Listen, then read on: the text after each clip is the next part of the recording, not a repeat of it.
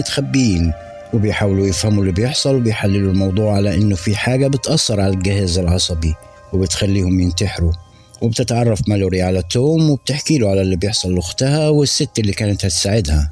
وبعد مرور أيام بيسمعوا حد بيطرق الباب وبيعرفوا إن في حد لسه عايش برا، وبيطلبوا من اللي قدام الباب يقفل عينه، وبيطلب تومي إنهم يقفلوا عينهم هم كمان.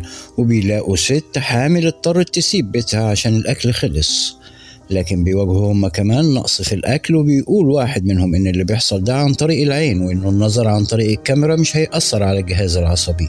والواحد ده بيجرب، لكن بعد وقت قصير ويلاقوه انتحر. وبنرجع لمالوري بعد ما قضت 14 ساعة مغمضة عينيها هي وابنائها، وبيهجم عليها راجل بيحاول يشيل المنديل من على عينيها، وبتقاومه مالوري وبتضربه بسكينة وبترميه في النهر وبتهرب منه.